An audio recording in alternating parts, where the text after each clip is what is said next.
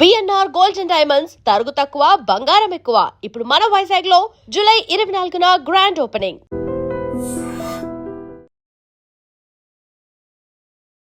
నమస్తే.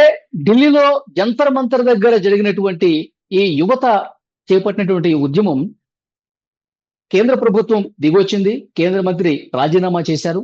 తర్వాత పార్లమెంట్ లో కూడా యాంటీ పేపర్ లీక్ ఒక బలమైన బిల్లు ఆమోదం లభించినటువంటి పరిస్థితి ఉంది. ఇప్పుడు యువత నుంచి ఒక డిమాండ్ అయితే వస్తుంది. కాకూర జనతా పార్టీ పూర్తి స్థాయిలో ఒక రాజకీయ పార్టీగా ఆవిర్భవించాల్సినటువంటి అవసరం ఉందని చెప్పి డిమాండ్లు వస్తా ఉన్నాయి. కానీ అభిజిత్ దీప్కే గాని ఆ పార్టీలో ఉన్నటువంటి ప్రధాన ఎవరైతే ప్రతినిధులు ఉన్నారో వాళ్ళు ఎక్కడో కూడా ఇప్పట్లో మేము రాజకీయ పార్టీ పెట్టే ఉద్దేశం లేదని చెప్తున్నప్పటికీ కూడా డిమాండ్లు అయితే విపరీతంగా వస్తా ఉన్నాయి. సో దీని గురించి మనం మాట్లాడదాం.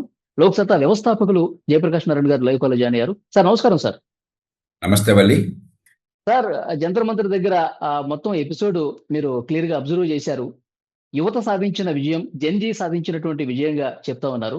సో యువత రాజకీయాల్లోకి రావాలి, ఎందుకంటే డాక్టర్ కొడుకు డాక్టర్, ఇంజనీర్ కొడుకు ఇంజనీర్, ఇలాంటి ఆలోచన కాకుండా యువత కూడా పూర్తి స్థాయిలో రాజకీయాల్లోకి వచ్చి ఒక మార్పుకు నాంది పలకాలని చాలా సందర్భాల్లో మీరు కూడా చెప్పారు. ఈ జెన్జీ ఉద్యమాన్ని, ఈ కాకూర జనతా పార్టీ వ్యవహారాన్ని ఎట్లా చూస్తారు సార్? ఎట్లా విశ్లేషిస్తారు మీరు? రెండు విషయాలు వల్లి మనం గుర్తించాల్సింది. మొట్టమొదటిది, మన ప్రజాస్వామ్యం ప్రతి వ్యవస్థకు కూడా ఒక ఎవల్యూషన్, కొన్ని దశలు ఉంటాయి. నా దృష్టిలో మనం 3వ దశలో ప్రవేశిస్తున్నాం. మొట్టమొదటి దశ కాంగ్రెస్ పార్టీ గుత్తాధిపత్యం, స్వతంత్రాన్ని తెచ్చిన పార్టీ, దేశ స్వతంత్ర పోరాటము, కాంగ్రెస్ పార్టీ విడదీయనటువంటి సంస్థలు ఏర్పాటు.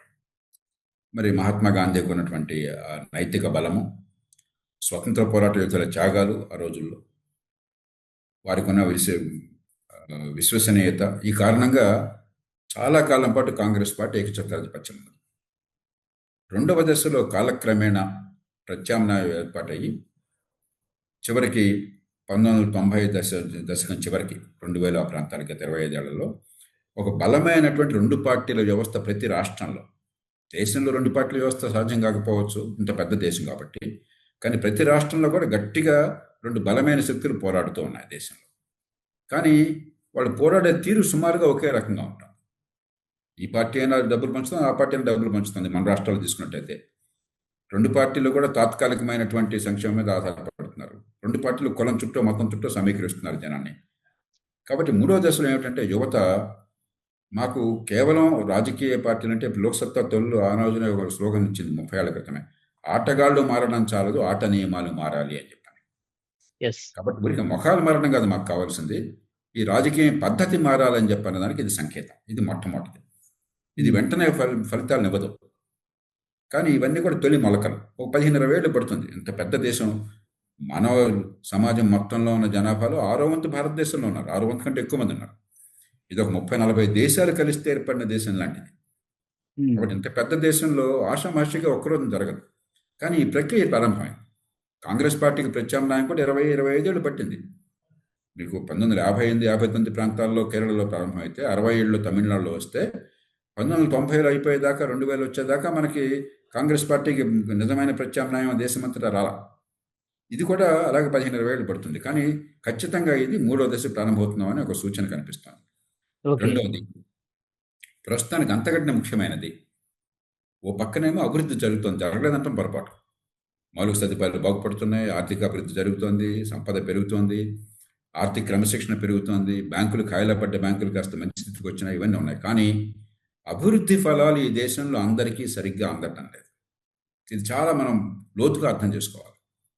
అభివృద్ధి ఫలాలు అందరికీ కొన్ని అందుతున్నాయి. ఉదాహరణకి మన యూపీఐ పేమెంట్స్ ఉన్నాయనుకోండి, ఈ దేశంలో సామాన్య కుటుంబీకులు సైతం, నిరుపేదలు సైతం వాడుకుంటున్నారు. అవును, కానీ అది చాలదు. అది కొంత తాకుతోంది, కానీ నిజంగా అభివృద్ధి ఫలాలు నాకు అందుతున్నాయి, నా కుటుంబం పేదరికం నుంచి బయటపడి మధ్యతరగతి వస్తాము, రెక్కాడితే డొక్కాడిన మేము రేపు పొద్దున కాస్త గౌరవప్రదంగా ఉద్యోగ భద్రతతో ధీమాగా బతుకుతామన్న విశ్వాసం కలిగే వ్యవస్థ లేదు. ఇది ఇవాళ ఒక్కరోజు వచ్చింది కాదు, ఒక పార్టీ వాళ్ళు వచ్చింది కాదు. ఈ దేశం కాదు, రాష్ట్రం కాదు, రాష్ట్రాల దేశం కలిసి 60-70 ఏళ్ళుగా అభివృద్ధి నమూనాలో మౌలికమైన లోపాలు ఉన్నాయి. మంచి ప్రమాణాలు, విద్యా నైపుణ్యం లేవు. మన అభివృద్ధి మొత్తం ప్రధాన నగరాల కేంద్రీకృతమైంది, చిన్న పట్టణాలను విస్మరించాం. మరి లేబర్ ఇంటెన్సివ్ ఇండస్ట్రీ రాకుండా రకరకాల లైసెన్స్ పర్మిట్ రాజ్యం, అవినీతి వల్ల అడ్డుపడ్డాం. మహానగరాల్లో జీవన ప్రమాణాలు తగ్గిపోతున్నాయి ఉన్న కొద్దికి. సామాన్యుల బతుకు మరి చాలా దినదినగంట నూరేళ్ల ఆయుష్గా ఉన్నది. ఆరోగ్య ఫలితాలు అందరికీ సరిగ్గా అందటం లేదు. ఇలా మౌలికమైన లోపాలు నమూనాలో ఉన్నాయి.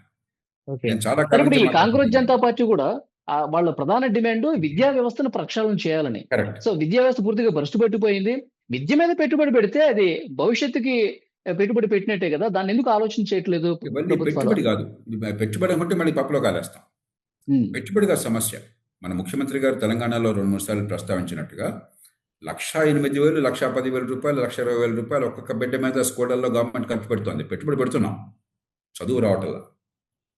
కాబట్టి పెట్టుబడి అంటే మళ్ళీ ఇంకొక 20 ఏళ్ళు నష్టపోతాం. హ్మ్. పెట్టుబడి వద్దని కాదు.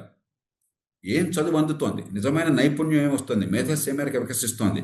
పనికి తయారయ్యే వాళ్ళుగా వాళ్ళు వస్తున్నారు లేదా? డిగ్రీ కాగితాలు ఊరికే లక్షల కోట్లు ఉన్నాయి. కోట్ల మందికి డిగ్రీలు ఉన్నాయి. అత్యధికులు డిగ్రీల పాపం వాళ్ళు ఏ పాపం ఎరగరు, వాళ్ళ తప్పు కాదు. కానీ ఉపాధికి పనికొచ్చేవాళ్ళు కాదు. రెండోది ఉపాధి కల్పన జరగటం లేదు. రెండు పక్కన ఉపాధికి పనికొచ్చే వాళ్ళని తయారు చేయటం లేదు, ఉపాధి కల్పన జరగటం లేదు. ఈ రెండు పక్కల దృష్టి పెట్టాలి తప్ప ఊరికే డబ్బులు పెట్టేస్తామని చెప్పంటే అంతకంటే మోసం ఇంకోటి ఉండదు.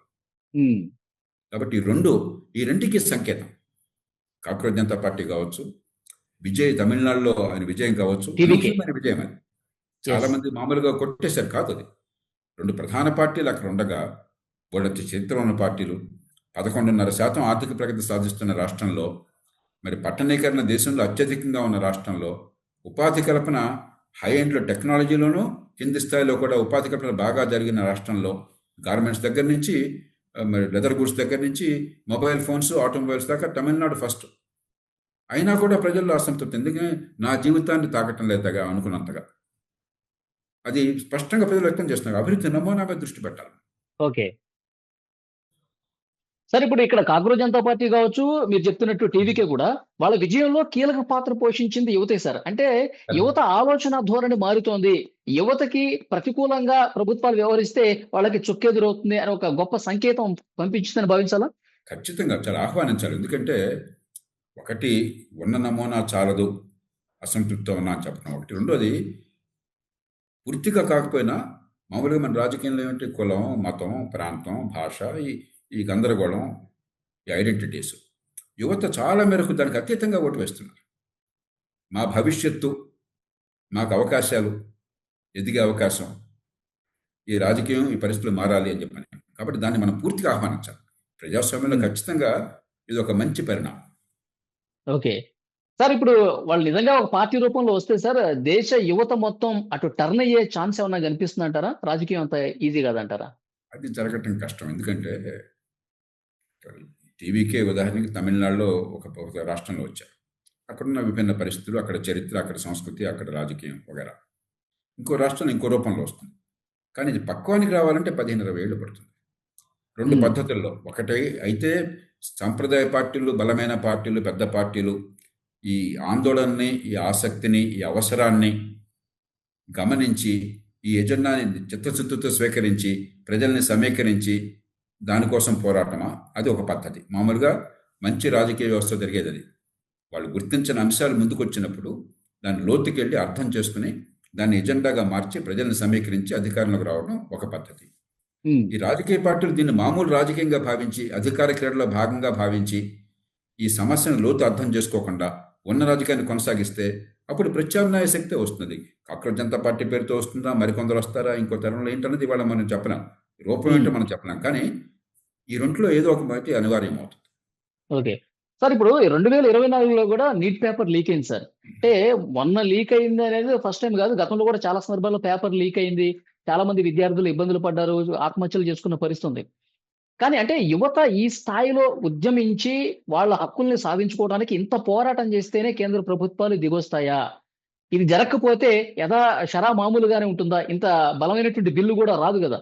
వాళ్ళ ఆలోచన కూడా రాదు కదా సార్ వాళ్ళకి. ఏమంటారు? రెండు విషయాలు వల్లి. మొదటిది అసలు సమస్య నీట్ పేపర్ లీక్ కానే కాదు. అదొక స్పార్క్.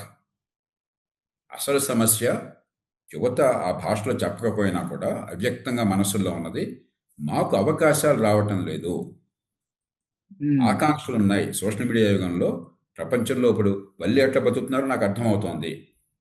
ఒక నాయకుడు ఎట్లా పోతున్నాడు నాకు తెలుస్తుంది. మా తోటి వాళ్ళకి కాస్త అవకాశాలు అందిన వాళ్ళు, అదృష్టం వాళ్ళు ఎలా బతున్నారు నాకు అర్థమవుతుంది. నేను కూడా అలా బతకాలి. పూర్వం అయితే అర్థమయ్యేది కాదు. ఈ సోషల్ మీడియా యుగంలో అందరికీ అర్థమైపోతుంది. కాబట్టి ఆకాంక్షలకి అనుభవానికి మధ్య అంతరం వచ్చేసింది. దానిలో విధాన లోపాలు స్పష్టంగా ఉన్నాయి. ఇందాక చెప్పాను నేను. అది మౌలికమైన కారణం. దానికి ఒక స్పార్క్ ఇది. ఇది కాబట్టి ఇంకో రూపంలో వచ్చింది. ఇది నీట్ పరీక్షల కోసం వచ్చింది. పరీక్షలు బాగా చేస్తే సరిపోతుంది. పరీక్షలు బాగా చేయాలి, దాన్ని అనుమానం లేదు. కానీ పరీక్షలు బాగా చేస్తే పరిష్కారం అయిపోతుందనే భ్రమలో ఉంటే అంతకంటే పొరపాటు ఇంకోటి లేదు. సమస్య అది కాదు. సమస్య ఎదిగే అవకాశాలు రావటం లేదు. విద్యా వ్యవస్థ భ్రష్టు పట్టింది. మంచి ప్రమాణాల విద్య అందటం లేదు. కొంతమందికి అందుతోంది. ఇంజనీర్లు ఉన్నారు. ఉదాహరణకి రోజు ఎన్నో సర్వేలు చెప్తున్నాయి. 15 లక్షల మంది 14 లక్షల మంది ఇంజనీర్లు అవుతున్నారు ప్రతి సంవత్సరం. నిజంగా వాడు తప్పేం లేదు. వాళ్ళు కష్టపడుతున్నారు. ఎంసెట్ మదో పరీక్ష రాస్తున్నారు. పోటీకి కూర్చుంటున్నారు. కోచింగ్లో డబ్బులు ఇస్తున్నారు. అక్కడికి చదువుకుంటున్నారు. పరీక్షల్లో మార్కులు తెచ్చుకుంటున్నారు. 70% 20% మార్కులు వస్తున్నాయి. కానీ ఇంజనీరింగ్ నైపుణ్యం లేదే. వృత్తికి పనికిరారే. మన సమాజం నీకు డిగ్రీ చూసి ఉద్యోగం వస్తుంది అక్కడ. అప్పుడు మీరున్నారు. మీ కొలీగ్ని ఎవరినో ఎంచుకోవాలి. ఒక మనిషి కావాలి మీకు ఉపయోగపడే మనిషిని తీసుకుంటారు. కానీ కాగితం చూసి తీసుకుంటారు ఎవరైనా అంతే కదా. అవును, కరెక్ట్. మీరు అదనంగా విలువని చేకూరిస్తే నేను మీకు జీతం ఇచ్చి పెట్టుకోగలను. మీ వల్ల నాకు విలువ లేకపోతే మీరు అక్కడ కూర్చుని ఊరికే అక్కడ ఆ స్పేస్ ఆక్యుపై చేస్తే నేను ఎందుకు పెట్టుకుంటాను? ఎలా భరించగలను? ఎవరైనా ఎలా భరించగలరు? దీనికి నిజాయితీగా స్పందించకుండా పార్టీలు ఏం చేసినాయి? గవర్నమెంట్ ఉద్యోగాలు ఉన్నాయి బిడ్డ, నీకేం పర్లేదు గవర్నమెంట్ ఉద్యోగాలు ఉన్నాయి, మేము చూసుకుంటాం, జాబ్ క్యాలెండర్ పెడతాం, లేకపోతే మెగా డిఎస్సి పెడతాం, గవర్నమెంట్ ఉద్యోగాలు ఇచ్చేస్తాం. ఇంతకంటే పశ్చాబద్ధం ఉద్యోగాలు రాకపోతే నిరుద్యోగ భృతి ఇస్తాం. ఎగ్జాక్ట్లీ. కాబట్టి మనం ఏదో తాత్కాలికంగా వసపరుచుకోవడం కోసం చేస్తున్నాం. తీవ్రమైన సంక్షోభం లోతున్నది, అది గుర్తించాలి. రెండోది, ఆ కారణంగా మంత్రి రాజీనామా చేస్తే విజయం సాధించిందనుకుంటే అంతకంటే పొరపాటు ఇంకోట్లేదు. దీనిలో విజయం ఏమన్నా ఉంటే ఒక మేలుకొలుపు, ఒక గొంతు వినిపించింది. లోపల భయంకరమైన క్యాన్సర్ ఉంది. ఈ మాట నేను చాలా జాగ్రత్తగా వాడుతున్నాను.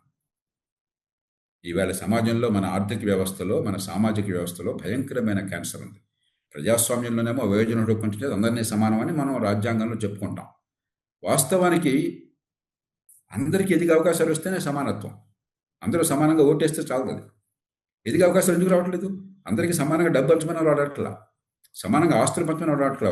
ఒకరి తల్లిదండ్రులు అదృష్టం ఉంటుంది, ఇంకోటి తల్లిదండ్రులు పట్టించుకుంటారు, ఇంకోటి పట్టించుకోవాలి. వేరు పక్కన పెట్టండి. కానీ ఎదిగే అవకాశం మనందరికీ ఉందా లేదా? లేకపోతే పుట్టిన పరిస్థితుల్లో మన జీవితాన్ని శాసించాలా? శాసిస్తే ఎందుకు క్షమించాలి మనం? నా పుట్టుక వల్ల, నా పుట్టుకే నా భవిష్యత్తుని శాసిస్తే నేను ఎందుకు క్షమించాలి వాళ్ళని? అసలు మౌలికమైన సమస్య అది. లోపల ఉన్న క్యాన్సర్ని మనం మందేయకుండా విద్యామంత్రి రాజీనామా చేశాడా, ప్రభుత్వాన్ని నిలుకుని పెట్టా, ఇవన్నీ తాత్కాలికమైన రాజకీయ ఎత్తుగడలు. నిజమైన సమస్య, లోతైనది, ఒక క్యాన్సర్ ఉంది. దాని గురించి పట్టించుకోకుండా ఇదేదో పరిష్కారం అనుకుంటే మనం మళ్ళీ చాలా దెబ్బతింటాం. ఓకే సార్, ఇప్పుడు మీరు చెప్తున్నట్టుగా ఆ క్యాన్సర్ ని పూర్తిగా నివారించడానికి, అక్కడి నుంచి తీసేయడానికి ఏమైనా ప్రయత్నాలు ప్రారంభించినటువంటి సంకేతాలు ఏమైనా కనబడుతున్నాయా సార్? ఇంకా లేదు, ప్రారంభించాలని కోరుకున్నాం. నందన్ రెడ్డి గారితో కమిటీ పెట్టారు.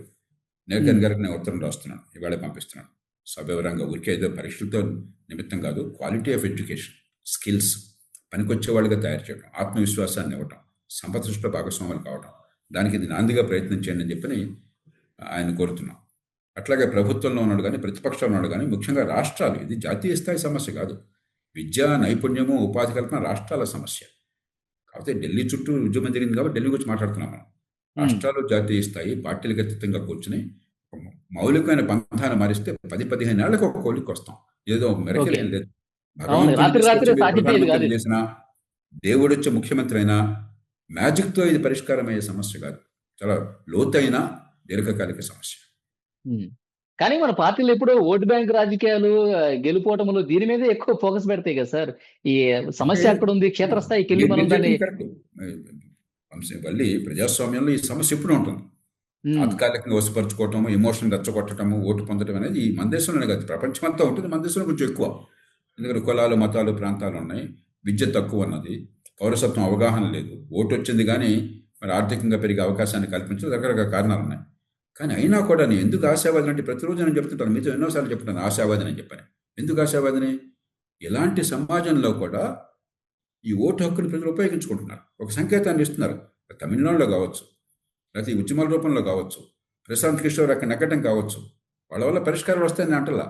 కానీ ప్రజలు విజ్ఞతతో ఒక మార్గం చూపెడుతున్నారు. వాళ్ళ ఆర్థిక సంకేతాన్ని చూపెడుతున్నారు. నాయకత్వం దాన్ని అర్థం చేసుకోవాలి. అర్థం చేసుకుని ఈ సమాజంలో మార్పు కోసం సిద్ధం కావాలి, కానీ ఎట్లా కొట్ల అధికారంలోకి వస్తాం అన్నది కాదు. అధికారం ఎవడొస్తాడో మనకు అనవసరం. ఎవడొస్తే మనకేం కావాలా? ప్రజలు మన జీవితాల్లో హీరోలు, ప్రజల జీవితాల్లో ప్రజలు హీరోలు. పన్ను కట్టేది ప్రజలు, వచ్చే ఫలితాలు రావాల్సింది ప్రజల జీవితాల్లో. అది మర్చిపోయినాం. మన పత్రికల్లో కూడా నేను కొంచెం నిర్మోహటంగా చెప్తున్నాను, ఈ పత్రిక అని కాదు, మన మీడియాలో కూడా ఎంతసేపటికి అధికార క్రీడ. ఈడు గెలుస్తాడా, ఆడు గెలుస్తాడా, ఆడికి లాభాన్ని నష్టం ఏంటయ్యా, నాకేం కావాలా, వాడేవాడు ఆఫ్టర్ ఆల్, వాడి ఓడలు బళ్ళు అవుతాయి, బళ్ళు ఓడలు అవుతాయి. మా జీవితాలు ఏమవుతున్నాయి? పన్ను కట్టే వాళ్ళు ఏమవుతున్నారు, ఓటు వేసే వాళ్ళు ఏమవుతున్నారు, మన గురించి ప్రభుత్వాలు, రాజకీయం. అది మర్చిపోయినాం. కాబట్టి ఇది కేవలం పార్టీలకే కాదు, మీడియాకు కూడా ఇది చాలా బలమైన సంకేతం అర్థం చేసుకుంటే.